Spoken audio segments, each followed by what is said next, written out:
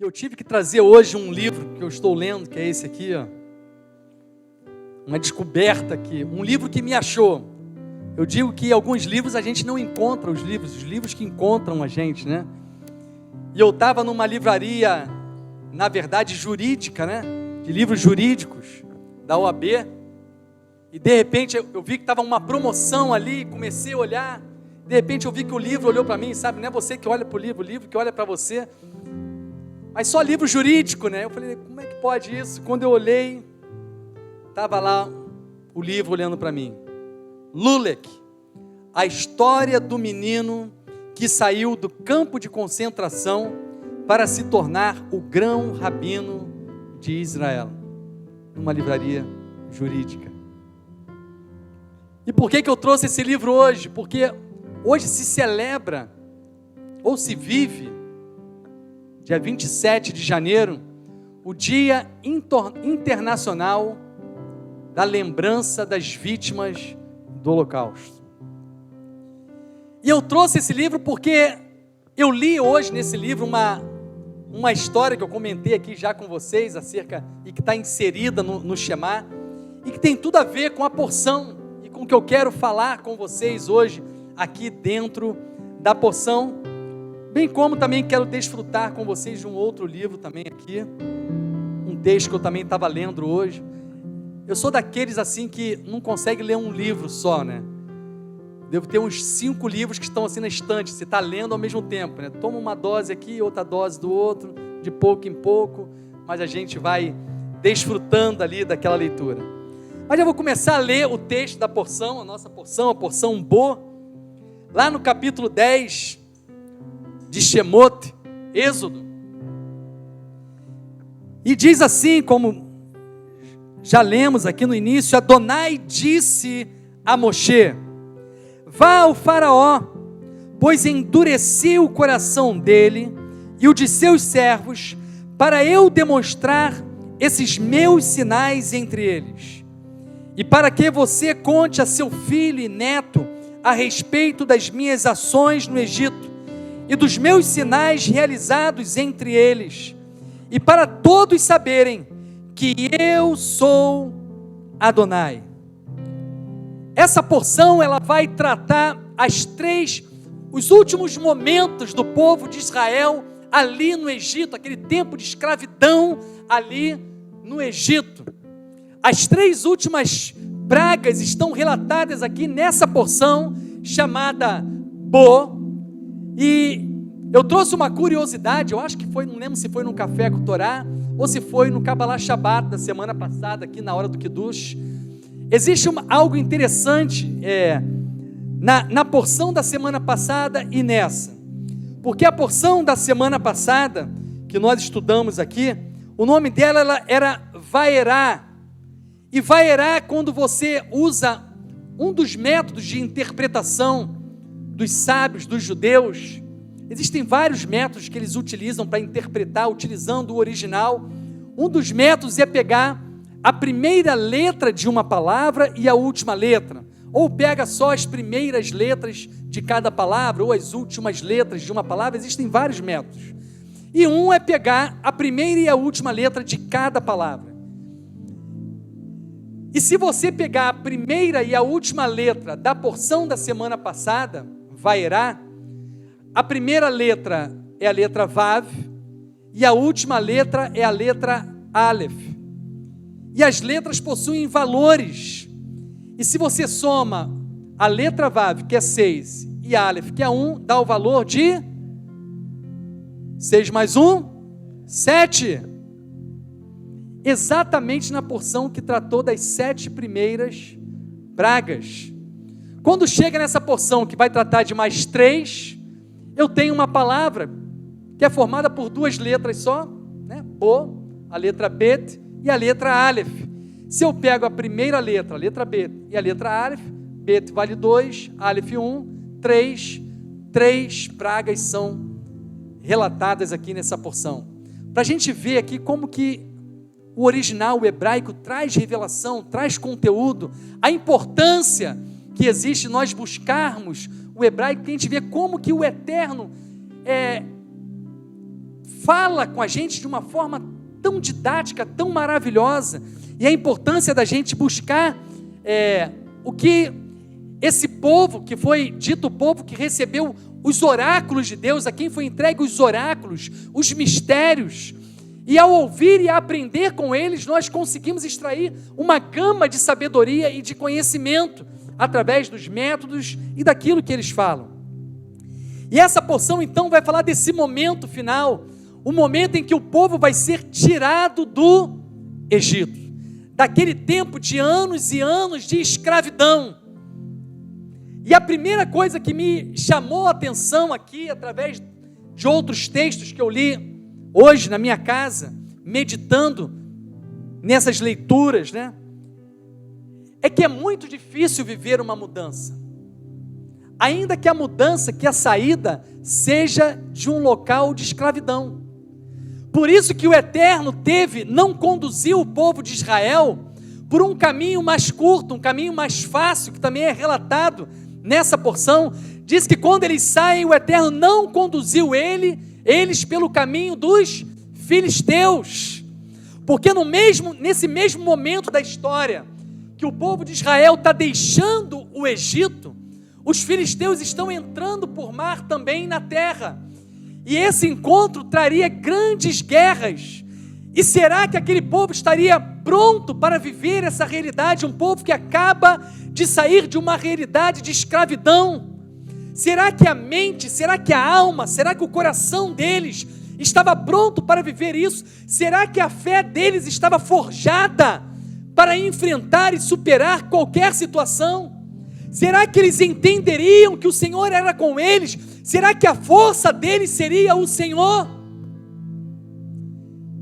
E aí a primeira coisa que eu queria falar com vocês aqui nessa noite é exatamente isso. O Senhor nos forja, tá certo? Nos forja durante a caminhada. Então fala para a pessoa aí, eu estou gostando disso, porque o pessoal se mexe. Fala para a pessoa aí, que você seja forjado. Aceite ser forjado pelo Senhor. Aceite, Jesaías, ser forjado pelo Senhor. Às vezes parece difícil, às vezes a gente não entende, mas por que eu preciso passar por isso? Porque o Senhor está te forjando, está te preparando, e essa tem que ser a tua mente.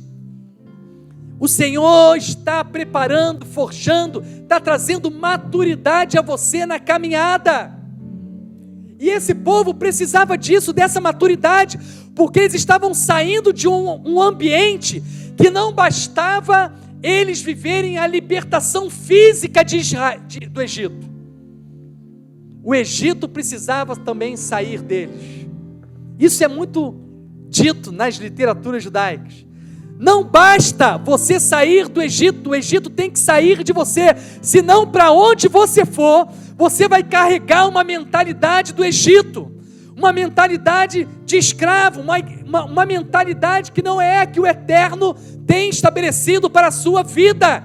E muitos andam aí assim, de lugar em lugar, mas o problema não está no local geográfico, mas está sim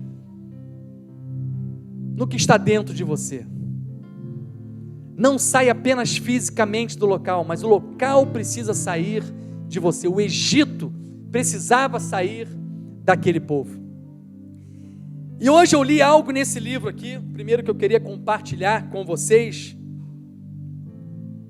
e que fala exatamente da dificuldade do ser humano viver mudanças na vida. Todo mundo tem medo de mudanças, por menor que seja a mudança.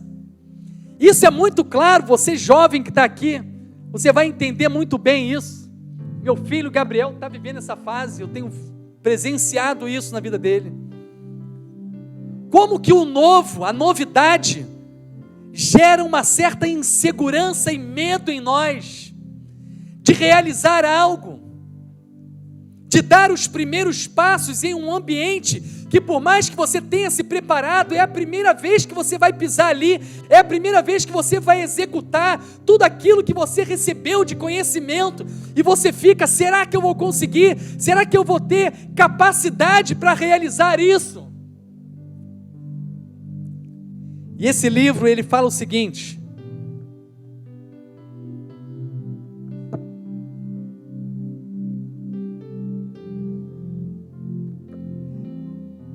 Charles Dickens escreveu sobre um prisioneiro que passou muitos anos trancado numa masmorra.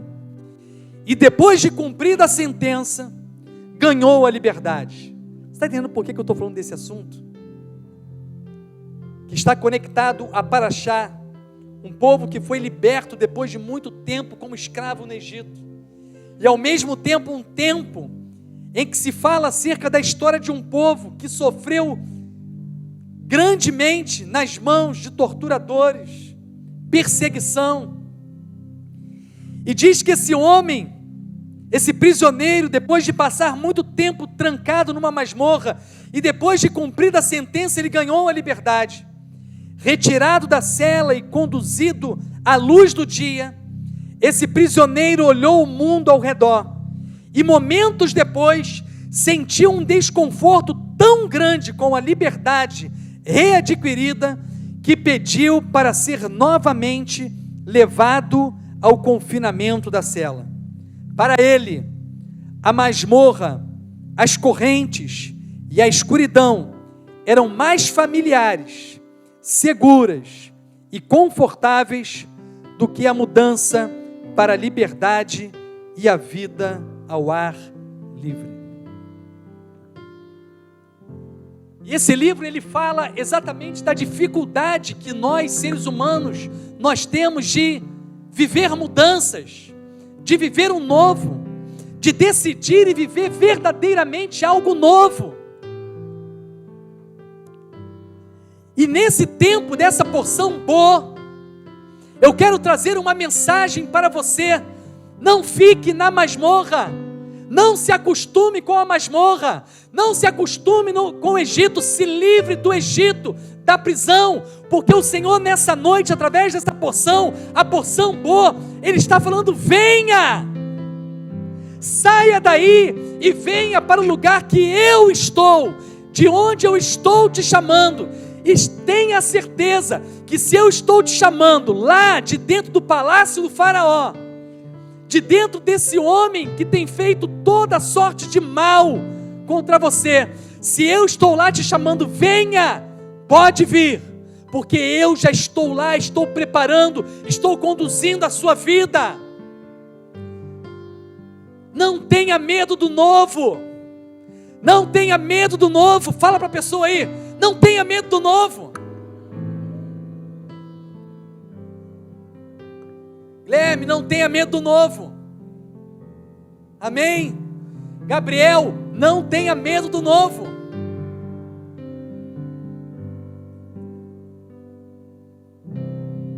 Eu estou com a cara na caixeira que deixava. Essa porção ela vai falar exatamente isso, porque quando ela vai dizer bo, e a gente pega o que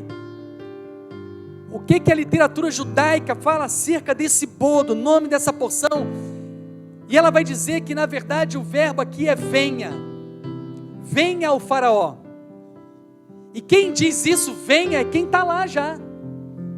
Na verdade o Eterno está se colocando lá dentro do palácio, no mesmo lugar onde está o faraó, e está falando para Moshe: venha, venha e fale, porque o Senhor já foi na frente para preparar. Se você é alguém que está sendo chamado, se é a voz do Eterno que você tem atendido, por mais difícil que pareça, ele já tinha tentado 7 vezes.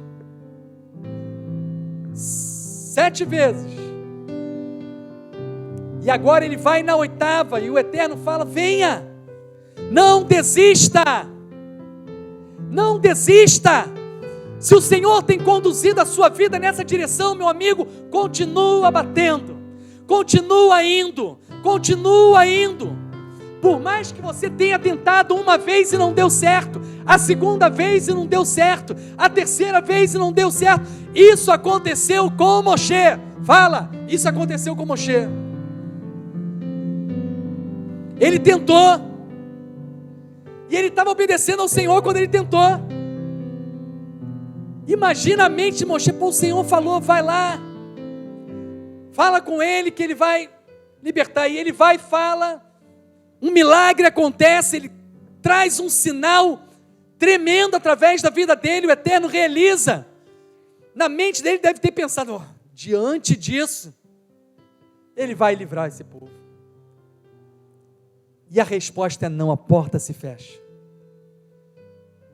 Mas o Senhor ainda está estabelecendo um propósito a Moshe. Ele não largou o propósito. Ele continuou no chamado que Deus tinha para a vida dele. E continuou e voltou e bateu na porta de novo. E recebeu um novo não. E isso aconteceu 1, 2, 3, 4, 5, 6, 7. Agora ele chega na 8ª vez aqui. E o Senhor continua dizendo também, venha. Não pare. Não desista. Porque há um propósito também na demora. Fala de novo. Eu estou começando a gostar disso, hein? Fala de novo. Há um propósito também na demora. O tempo de Deus não é o nosso tempo. E você está falando aí, mas eu estou há tanto tempo tentando. O teu tempo não é o tempo de Deus.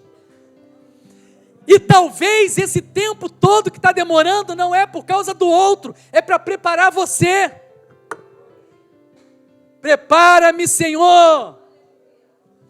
O mais importante é saber que você está dentro da vontade de Deus. Que você está obedecendo a palavra de Deus. Isso é o mais importante nisso tudo.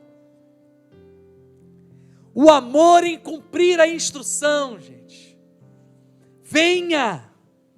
Talvez você olhe para os mandamentos, estamos num tempo em que estamos descobrindo a cada dia que passa, parece que a gente descobre algo novo que o Eterno pede da gente, e chega a dar um medo, mais uma coisa, o Senhor está dizendo, venha, venha, venha, e nós precisamos descobrir algo. Esse texto que a gente leu e tem lido aqui em todo o Kabbalat Shabbat, logo no início, Isaías 58, versículo 13 e 14. Quando o Shabat for deleitoso,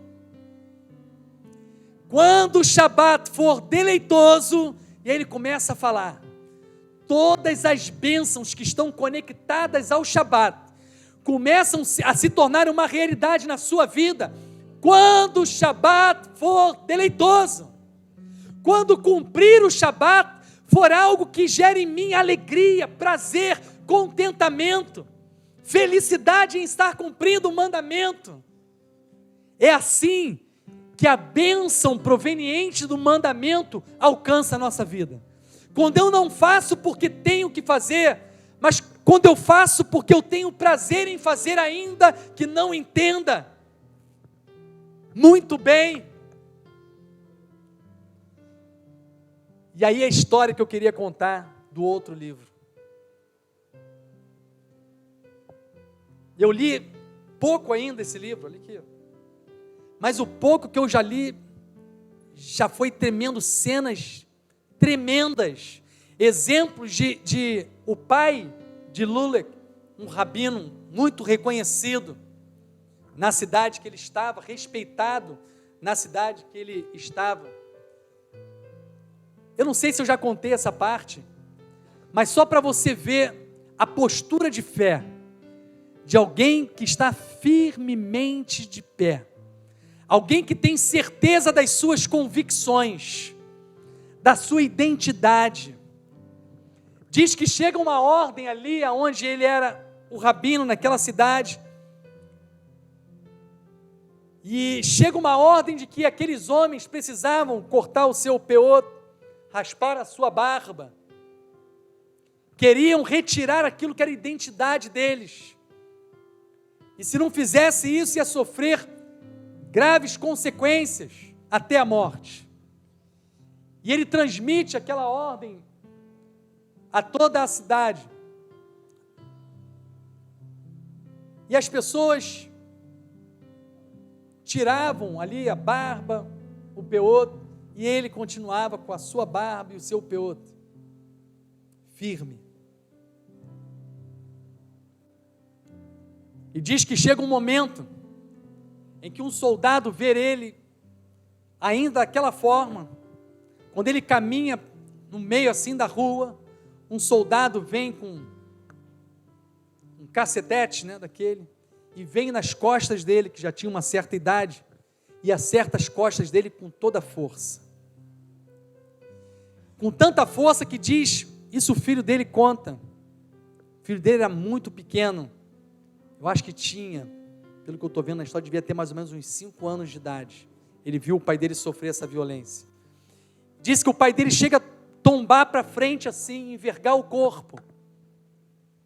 E no mesmo momento que ele envergou o corpo e cambaleou para frente, ele se ergueu, deu uns passos para trás e voltou para a mesma posição. E agora eu vou ler o que eu queria ler para vocês.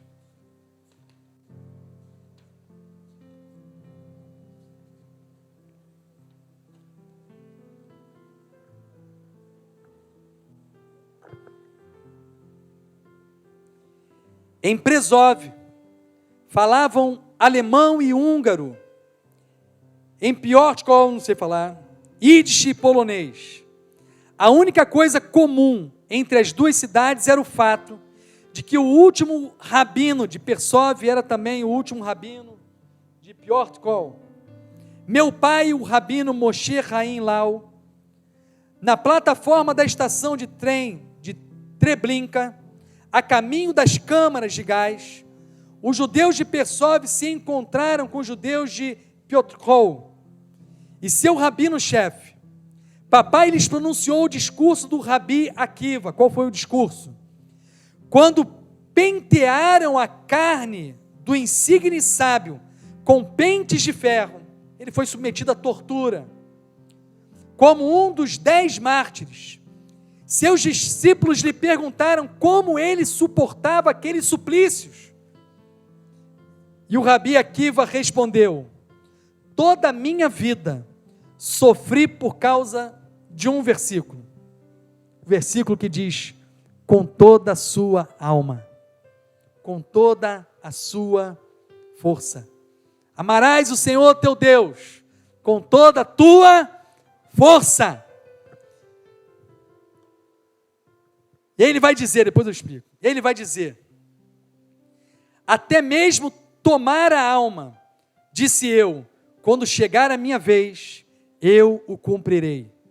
E agora que chegou a minha vez, não o cumprirei?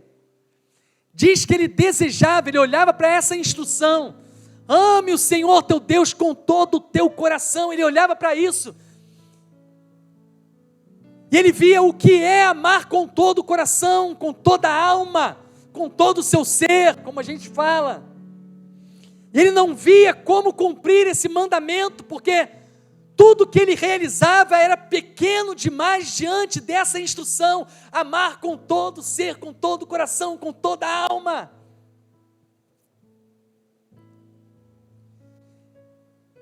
E chega o momento então em que ele sofre e é submetido a uma grande tortura, e ele vê na tortura não um motivo para reclamar, não um motivo para abandonar a Deus.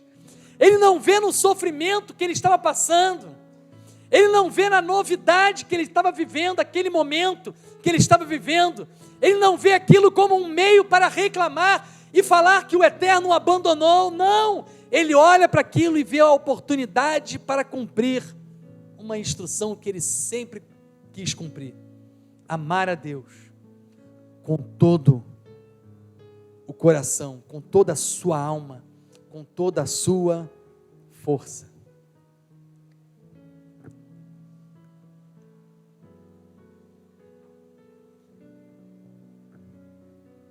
Que a gente possa carregar esse texto com a gente e se perguntar algumas vezes que a gente para diante de um sofrimento por estar cumprindo uma instrução, de uma perseguição por estar cumprindo uma instrução. Tudo aquilo que você estiver sofrendo porque você está olhando e buscando cumprir a vontade de Deus, veja nesse sofrimento, a oportunidade de cumprir essa instrução. Amar a Deus acima de qualquer coisa.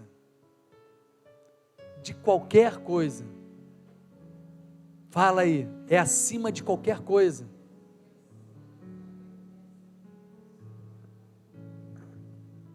Mas está difícil. É com toda a força. É com todo o seu ser.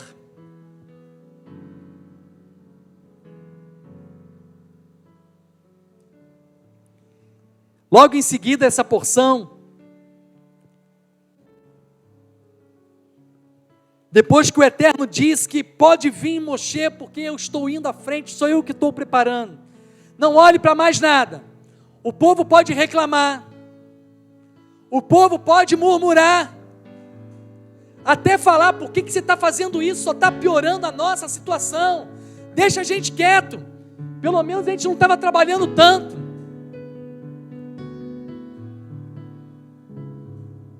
Continue fazendo. Continue indo em direção ao que o Senhor está pedindo de você. E um outro ponto que a gente aprende aqui é que o faraó tentou negociar com Moshe. Quando Moshe vai até ele, lá no capítulo 10,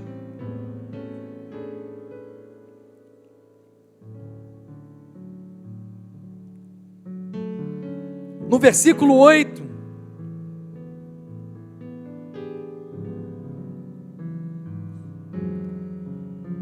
em seguida Moshe e Arão foram trazidos ao faraó outra vez, e ele lhes disse: vão, adorem Adonai seu Deus. Mas quem irá exatamente? Fala para mim, quem é que vai lá para o deserto adorar?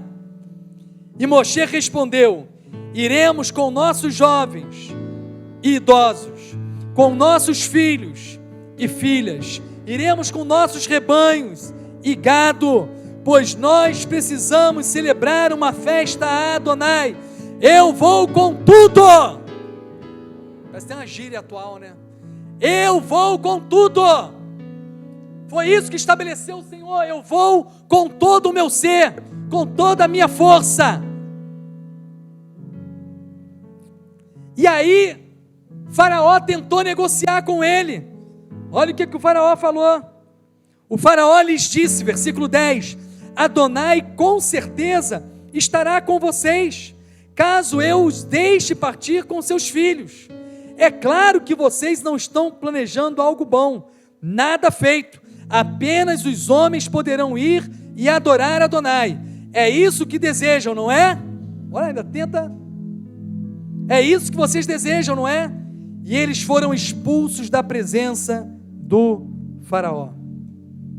Vão tentar negociar com você, não dá para ceder, não vai todo não. Vai só parte do seu ser, só parte da sua força, só parte da sua alma. Não, a entrega tem que ser total.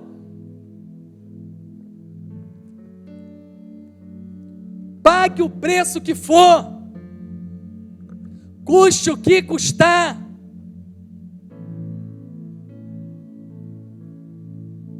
Tinha uma música que se cantava antigamente, se canta ainda, né? Mas ela dizia assim: morri na cruz por ti, que fazes tu por mim? Yeshua trouxe um nível, um exemplo do que é dar a força, do que é amar a Deus acima de todas as coisas. Que quando a gente olha, e a gente tem que ter Yeshua como um padrão, por mais difícil que seja, mas ele diz: eu dei a minha vida, eu dei o meu ser, eu dei toda a minha força para cumprir aquilo que o Pai me determinou cumprir.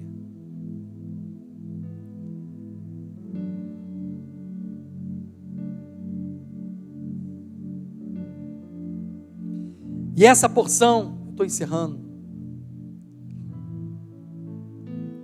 essas 3 últimas pragas estão conectadas à visão. Se você parar para analisar, vai falar que toda a terra foi coberta por gafanhotos. E quando a gente pega e estuda no original, você vai ver que o olho da terra, né? Vai falar, o olho da terra foi tampado, coberto. Depois, lá mais à frente, diz que haveria uma escuridão que as pessoas não conseguiam enxergar.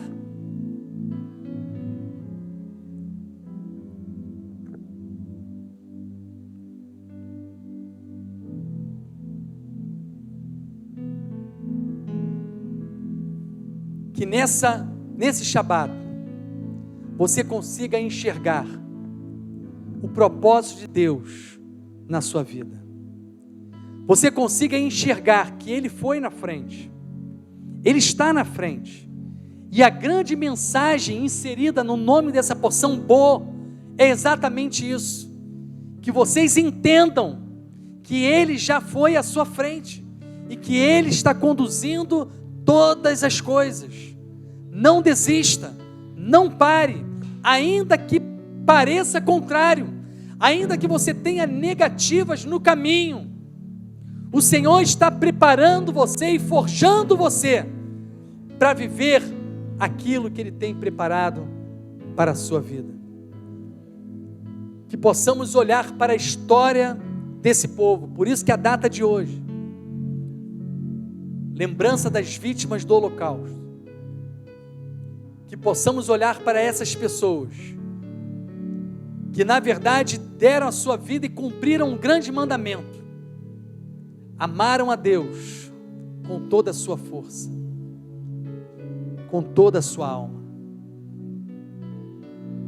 Que isso sirva de exemplo para a nossa vida, em nome de Yeshua Mashiach, amém? Vamos ficar de pé, eu queria orar com você, aleluia.